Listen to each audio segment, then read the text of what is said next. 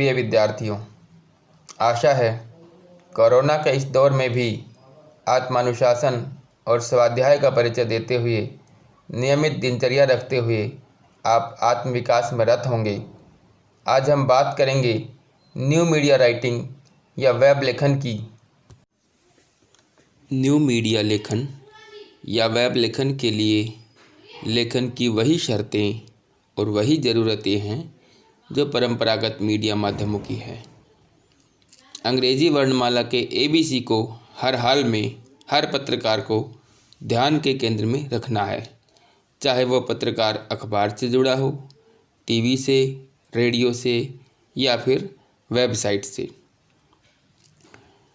लेखन की 3 ABC हैं: एक्यूरेसी, बैलेंस और क्लैरिटी।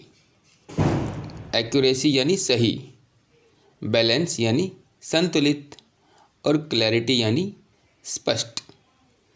वेब पत्रकार का लेखन सही हो, संतुलित हो और स्पष्ट हो। उसे भाषा की जानकारी तो होनी ही चाहिए और उसके प्रयोग के बारे में भी वो जागरूक रहे। उसकी भाषा में रवानगी और प्रवाह दोनों हो। कम शब्दों में बात कहने की खूबी एक वेब लेखक में होती है।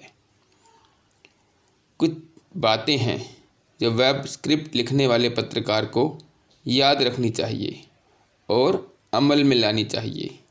वे हैं सच्चाई, स्पष्टता, दक्षता, शुद्धता और मितव्ययिता। सच्चाई मास मीडिया से जुड़े लेखक के लिए ये बहुत आवश्यक है। सूचना सही और सत्यता के साथ लिखी हो। स्पष्टता वेब पत्रकार को अपने लेखन में स्पष्ट होना चाहिए। उसकी भाषा में कोई दुविधा या असमंजस ना झलके। लेखन साफ और पारदर्शी हो। दक्षता वेब पत्रकार भाषा के प्रयोग में दक्ष हो। सूचना को स्पष्टता और साफगोई के साथ पेश करने के लिए एक निपुण पारखी भाषा ज्ञान और प्रयोग का होना आवश्यक है। अगला पॉइंट है शुद्धता। बेमतलब के शब्दों से ठुसा हुआ लेखन दर्शक और पाठक को वेब से दूर ही करेगा। व्याकरण की जानकारी और उसके सही इस्तेमाल की समझ भी बहुत ज़रूरी है। और अंतिम बात है मितव्ययिता। टीवी और रेडियो की तरह वेब में भी खबर को अनावश्यक विस्तार और नतीजतन बोझिल होने से बचाना है। रिपोर्टर को कम से कम शब्दों में अपनी बात कहने की कला आनी चाहिए। प्रिंट से वेब तक। वेब जर्नलिज्म में लेखन के लिए प्रिंट के कुछ तत्वों को हूबहू उठा लिया गया, क्योंकि लिखने की कला, कौशल और कारीगरी दोनों माध्यमों में एक जैसी है। टीवी और रेडियो की भाषा भी बदली है और वेब भी नए भाषा तेवरों के साथ आज प्रकट हो चुका है। सबसे आवश्यक है लेखन की सुंदरता और सादगी बनी हुई है या नहीं है, या उसमें गिरावट के खतरे हैं। हमारा फोकस यहाँ वेब लेखन की विशेषताओं को चिन्हित करना है और देखना है कि आमतौर पर क्या बदलाव आए हैं। इन बदलावों पर नज़र डालें। उससे पहले हम देखेंगे कि वेब ने प्रिंट माध्यम से लेखन शैली में क्या क्या लिया है। प्रमुख रूप से अगर हम इन बातों पर विचार करें तो 3 चीज़ें निकल कर सामने आती है। पहली, इन्वर्टेड पिरामिड। दूसरा, हेडलाइन। और तीसरा, कैप्शन। अब हम इन तीनों के बारे में थोड़ी विस्तार से चर्चा करेंगे। सबसे पहला जो वेब ने प्रिंट से लिया है वह इन्वर्टेड पिरामिड यानी उल्टा पिरामिड। तो सबसे महत्वपूर्ण सूचना सबसे पहले, फिर इससे कम अहम, फिर और कम अहम, और इस तरह उत्तरोत्तर सूचना का एक ऐसा ढांचा जिसमें सबसे कम महत्व वाली सूचना सबसे नीचे यानी पिरामिड के तिकोने पर होगी। इसलिए इसको उल्टा पिरामिड कहा गया है। वेब लेखन में भी ये तरीका कारगर साबित हुआ है, क्योंकि सबसे महत्वपूर्ण जानकारी पाठक या दर्शक को सबसे पहले मिल रही है और सबसे टॉप पर रखी गई है। ये जानकारी खबर की लीड है, जिससे खबर का मौलिक स्वरूप तय हो जाता है और पाठक को खबर के बारे में सूचना मिल जाती है। लेकिन ध्यान रहे, लीड समरी नहीं है, यानी लीड खबर का निचोड़ या सार नहीं है। अब ये एक सजग और सक्षम वेब पत्रकार की जिम्मेदारी है कि वो कितने बेहतर तरीके से इस उल्टे पिरामिड को सजाता है। दूसरा जो हमारा प्रमुख पॉइंट है वो है हेडलाइन। पत्रकारीय लेखन का दूसरा स्टैंडर्ड जो वेब ने स्वीकार किया है, अंगीकार किया है, वो हेडलाइन यानी शीर्षक है। परंपरागत तौर पर हेडलाइन संक्षिप्त वाक्य होता है या कुछ शब्द होते हैं जिसमें खबर का सार झलकता है या उसकी सबसे महत्वपूर्ण सूचना। ये ज़रूरी है कि हेडलाइन अर्थपूर्ण भी हो और आकर्षक भी। ये स्टोरी की सेल्स पिच है, स्टोरी का लाइट हाउस। हेडलाइन में दोहराव नहीं होता, कठिन बोझिल शब्द नहीं होते, वो तो सहज, पैनी और सारगर्भित होती है। हेडलाइन अगर बेदम है तो वो स्टोरी की तरफ पाठक या दर्शक को नहीं खींच सकती। हेडलाइन असल में हेडलाइट है, स्टोरी का रास्ता उसके ज़रिए ही साफ साफ देख सकते हैं। और तीसरा प्रमुख पॉइंट हमारा है कैप्शन। प्रिंट से लेकर वेब तक फ़ोटो का बड़े पैमाने पर इस्तेमाल होता है। वेब में भी बिना तस्वीरों के फीकापन है और तस्वीरों के साथ ज़रूरी है कि उन्हें संबोधित करते हुए एक कैप्शन भी हो। उसके बिना तस्वीर अधूरी होती है। अधूरी यूँ कि हर तस्वीर को एक ज़मीन चाहिए और कैप्शन उसे वो ज़मीन उपलब्ध करवाता है। उसका मुख्य काम है तस्वीर की पहचान, विवरण, व्याख्या और विस्तार देने का। वो एक लाइन की भी हो सकती है या कई लाइनें भी हो सकती है। ये बात फ़ोटो और समाचार संस्थान या वेबसाइट संचालक की नीतियों पर निर्भर करता है। कैप्शन लिखने के भी कुछ नियम हैं, कुछ गाइडलाइनें हैं। पहला कि तस्वीर में क्या है यह बताने के लिए हमेशा वर्तमान काल यानी प्रेजेंट टेंस का प्रयोग करें। और दूसरा, कटलाइन में जिन पहचानों का उल्लेख किया गया है उन्हें हमेशा डबल चेक करें, किसी व्यक्ति, जगह या वस्तु का नाम गलत ना चला जाए। तीसरा पॉइंट, कटलाइन में यथासंभव संक्षिप्त रहें और ये भी ध्यान रखें कि पाठक या दर्शक को वह सब ना बताया जाए जो पहले से ही तस्वीर में दृष्टिगोचर है। और अंतिम, कटलाइन को क्लिशे से मुक्त रखें, यानी ऐसी शब्दावली जिसमें दोहराव हो, जो अटपटी हो, जो क्रिया को दोहराती हुई सी हो। जैसे इस फोटो में देखिए, ये लिखने की आवश्यकता नहीं, या मशहूर खिलाड़ी सचिन तेंदुलकर। इसकी बजाय सचिन के जरिए उस बात को आगे बढ़ाएं जो रिपोर्ट में आ गई है। वेब की फ़ोटो गैलरी में सामान्य रूप से 6, 7 या 10 तस्वीरों की गैलरी होती है और उनको एक सिलसिला दिया जाता है। गैलरी में तस्वीरों का आकार और संख्या वेबसाइट की कंटेंट क्षमता या स्पेस पर निर्भर करता है। वो स्पेस 1 गीगाबाइट का है, 2 का है या इससे ज़्यादा का है। इसी आधार पर तस्वीरों की संख्या और साइज़ का निर्धारण भी होता है।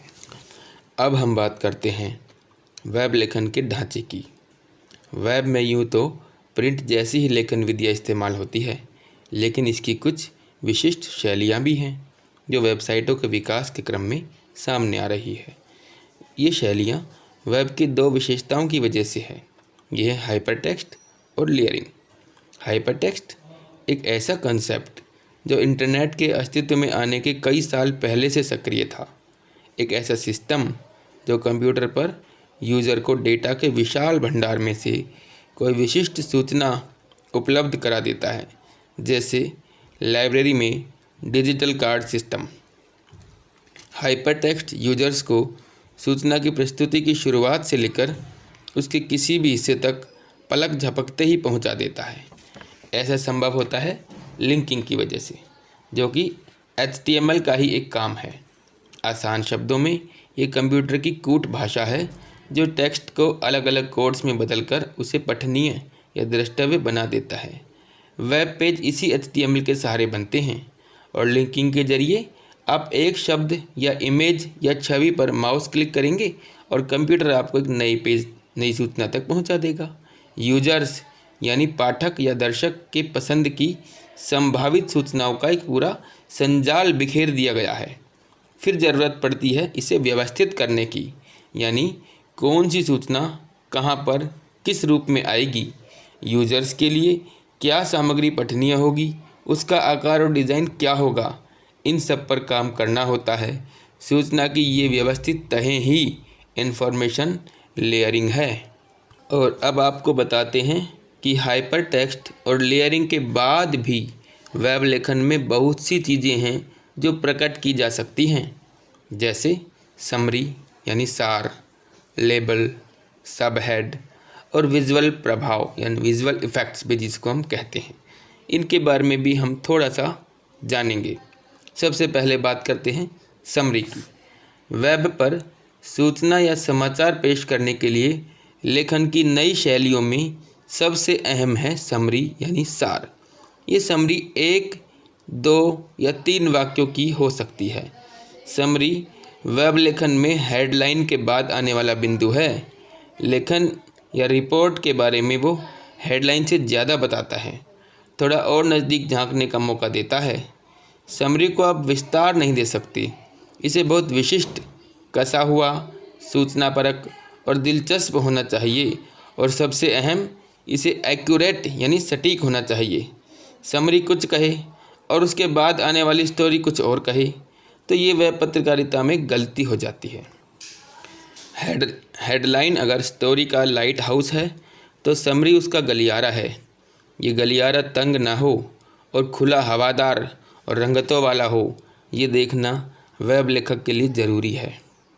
दूसरा प्रमुख पॉइंट जो हाइपरटेक्स्ट और लेयरिंग के बाद वेब लेखन में आवश्यक है वो है लेबल या इंडेक्स या रूब्रिक।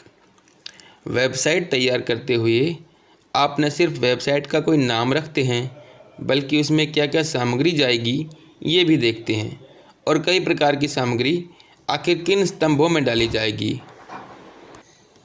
उनके हेड्स क्या होंगे। जैसे राजनीतिक खबरों का एक ब्लॉक होगा, एक मनोरंजन खबरों का, एक खेल का। इन ब्लॉकों को कोई नाम दिया जाता है जिसे आप लेबल कह सकते हैं या इंडेक्स या रूब्रिक। लेबल देते हुए न सिर्फ आपको सही नाम का चुनाव करना होता है बल्कि देखना होता है कि 1 या 2 शब्दों का वो नाम कितना सटीक, कितना उपयुक्त, कितना उपयोगी और कितना सरल हो सकता है। अगला बिंदु है सब हेड। वेब लेखन में एक और तरीका आमतौर पर इस्तेमाल किया जाता है वो है सब हेड लगाने का। इसे उपशीर्षक भी कहते हैं। सब हेड में शब्द संख्या भी सीमित हो, 4 से 5 शब्द। सब हेड को ज़बरदस्ती ठूंसा हुआ नहीं दिखना चाहिए, वे प्राकृतिक और सहज ब्रेक की तरह आने चाहिए जो स्टोरी के विभिन्न एंगलों की एक फौरी सूचना यूज़र को देते चले। और अंत में सबसे प्रभावशाली बिंदु विजुअल इफ़ेक्ट या विजुअल प्रभाव। पुराने लोग चिट्ठियों में एक बात लिखते थे कि कम लिखे को ज़्यादा समझना, यानी सारी भावनाएं जाहिर करना मुश्किल है, इसलिए जितना लिखा है उतने से ही चिट्ठी का मर्म समझ लेने का अनुरोध रहता था। उनमें एक सहनशीलता, एक धैर्य, एक अनुशासन, एक दूरी, एक विरक्ति और आत्मश्लाघा से मुक्त लेखन की अपेक्षा रहती थी। वेब में चुनौती इसलिए बड़ी है कि आपको पाठक या दर्शक को स्टोरी से जोड़े रखना है, उसे फीडबैक देने तक की अवस्था में लाना है, उसे स्टोरी बीच में ही छोड़कर आगे बढ़ जाने से रोकना है। एक बात तो स्पष्ट है कि सिर्फ शब्द ही आकर्षक वेब लेखन के लिए पर्याप्त नहीं। शब्दों की पूरी संरचना के इर्द गिर्द और उसके भीतर किस तरह से विजुअल इफ़ेक्ट या प्रभाव पैदा किया जाए, ये भी एक चुनौती है। शब्दों के सागर में पानी ही पानी का विस्तार वेब में ऊब पैदा करेगा। वहाँ द्वीप भी चाहिए। भाषा और विजुअल के बीच ये द्वीप क्या हो सकते हैं? तो हम बात करते हैं उन द्वीपों की, जिनमें प्रमुख रूप से वाइट स्पेस, छोटे पैराग्राफ, फ़ॉन्ट रूपाकार, कीवर्ड, सक्रिय हाशिए और बिंदु आते हैं। वाइट स्पेस, ये खाली जगह यूज़र की आंखों को राहत देते हैं। लेख को टुकड़ों या चंक्स में बांटने में आसानी होती है। पेज साफ और स्पष्ट देखा जा सकता है। छोटे पैराग्राफ अगर लेखन में रखें तो बेहतर होगा। बड़े बड़े पैराग्राफ यूज़र को थका देते हैं, खिन्न कर देते हैं, वो लेख पढ़ना छोड़ सकता है।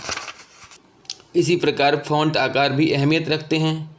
किस ढंग से फ़ॉन्ट अप्लाई किए गए हैं, क्या वो पठनीय हैं, आकर्षक और द्रष्टव्य हैं, मात्राएं सहजता से दिख रही हैं, ये सब चीज़ें भी बहुत आवश्यक हैं। कीवर्ड, लेख के भीतर ही कुछ शब्द कीवर्ड की भूमिका निभाते हैं, जो स्टोरी की आत्मा का हिस्सा होता है। कीवर्ड चूँकि वे हैं जिन पर स्टोरी आधारित है, इसलिए अगर उन्हें उचित तवज्जो के साथ पेश किया जाए तो यूज़र को उन्हें फ़ौरन देख लेने और ये समझ लेने में आसानी होगी कि स्टोरी आखिर किस बारे में है।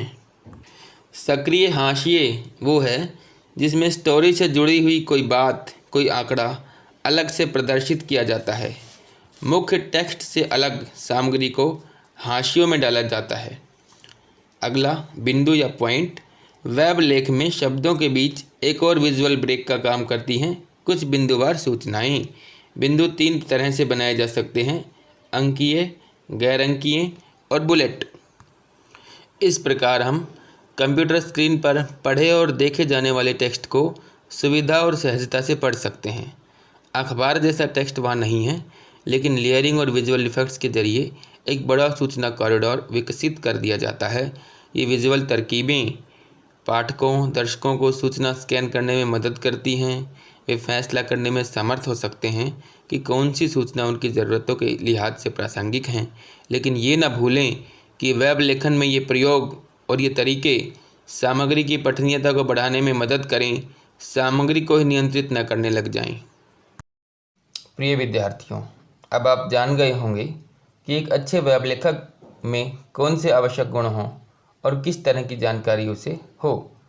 आपसे भी आशा है कि इन सब बातों का अभ्यास करते हुए एक अच्छे वेब राइटर बने और अगली बार हम किसी नए विषय पर नई जानकारी के साथ पुनः मिलेंगे। तब तक अपना, अपने परिवार का, सेहत का ख्याल रखिए, सोशल डिस्टेंसिंग का पालन करते रहिए और एक स्वस्थ व सुंदर समाज का निर्माण करने में सहयोग कीजिए।